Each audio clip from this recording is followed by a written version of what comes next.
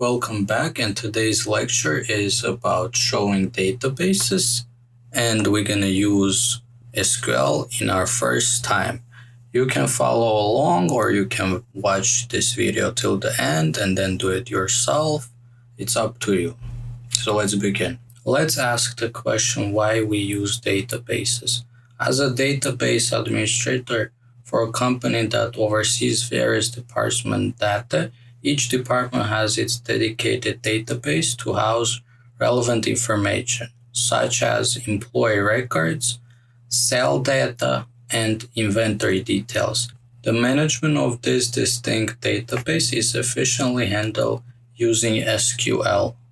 The show databases command in SQL is used to retrieve a list of all available databases within the current database management system. It provides you with an overview of databases that you can access and work with. So basically, when we put this query to our command line, it's going to show all the databases that is in our system.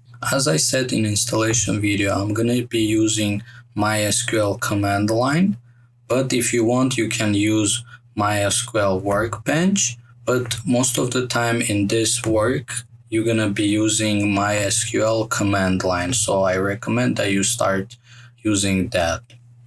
Let me show you how you can find the MySQL command line. Usually it's automatically going to be on your desktop, but sometimes you have to find it. So you can, on Windows, you can press on search, you can put MySQL, and it will bring MySQL command line. After opening MySQL command line, you can put the password that you saved during the installation, and once it's loaded, you can start using SQL. So we're going to put down show databases, and we're going to receive all the databases that we have in our system. So that's how we use show databases. Okay, so we can see all the databases that we have in our system, but how do we select which one we want to use?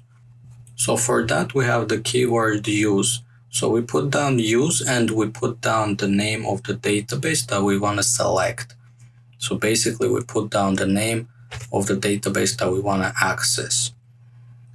So the use statement in SQL is like telling the database system which specific database you want to interact with. It's like stepping into a room full of books when you're in the library.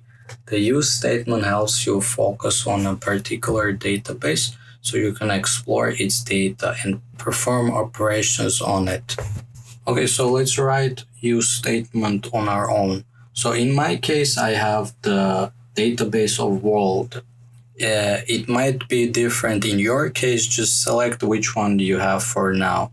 So we put down use world, semicolon, and at the bottom we can see that database changed. It means that now we can access the information in that specific database. That's gonna be it for this lecture. In the next lecture, we're gonna be creating our own database. Thank you for finishing this lecture, and I'm waiting for you in the next one.